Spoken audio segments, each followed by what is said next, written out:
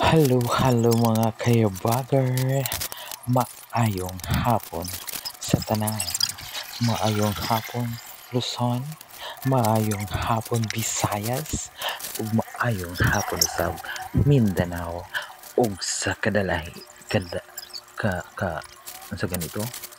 Ug sa tanang mga tao bisan asa man dapit sa kalibutan. And for today's video guys, ako lang ipakita sa inyo ang gamay nga transformation dinhi sa among karaan nga star. O siguro ang purpose lang nako ani dili lang para na rin ma-decorate kundi to let you learn simple things, little things, Siguro kini nga koan guys is ang ipakita ninyo nga dili jud siya kinahanglan magpalit para lang na atay ma-decorate sa atong panimalay, kundi ug unsa lay atong makita diha sa atong kadaiyang mga panimalay nga pwede na to ma-recycle pareha ning among karaan nga star. Siguro mopalit lang tag gamay pang kuana niya pang puli sa unsa may mga gisi or mga nadaot ani nga star para to transform nga mura siya bag-o pod tanawon. Then ani nga akong gibuhat is nagpalit lang kog mga pila ra ka metros nga pang tap-tap o siguro mga tulo ra kagamay batol nga pangdikit. Og ini nga video sad guys, ako lang to inform you nga kini jud siya is dili lang jud ni siya sa ingon ani kadako, mas dako pag gini siya sa una.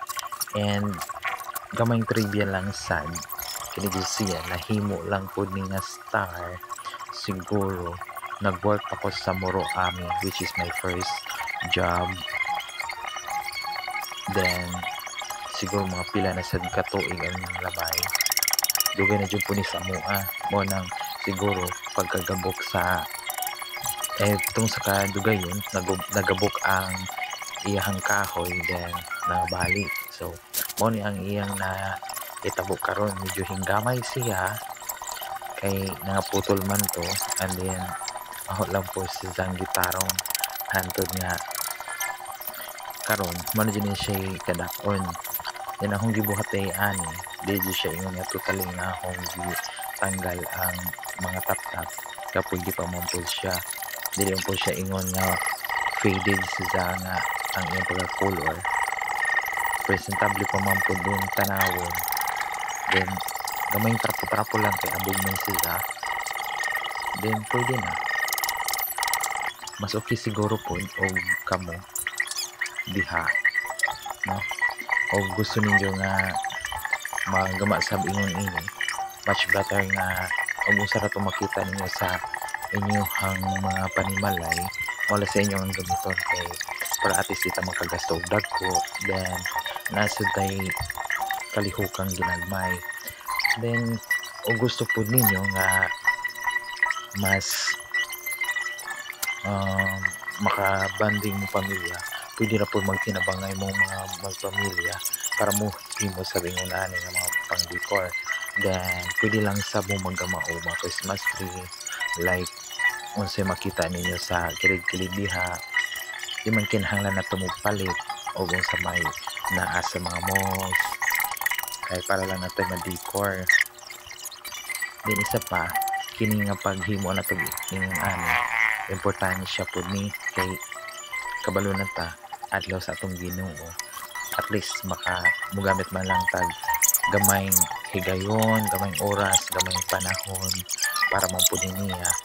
So to give thanks po nga at least nabuhi ta ning kalibutan na with ups and downs, wala ta niya kasagdi. So nga to na lang kung magamatay nga much better sa bumagtinabang ng pamilya, at least naibanding ang usag-usa. Pero kung ako'y pabuton po din siguro guys, mas okay kung ako na lang siguro mag isa ka isa ramang po ni. Then hindi ko mong ganahan po magsamok-samok ng uban, no? So Oh, og imong makitaan hinahinayan pa na lang ni kanang patapotin kada kilid o kanang aron manindot na si jag tanawon. Oh, di ba? Nya kini panahona guys. Dati bibi na naman pabantay sa tindahan kay kini laging busy sa pagtap-tap ani. Nya kay namin mga chismosa pud. Oh, apoy magtan-aw. Nga arang kuno ka dako sa mong star. Oh, diba? Ubay-ubay po sila mananaw. Mga bata. At least nalingaw po sila. Di ra kaya ko.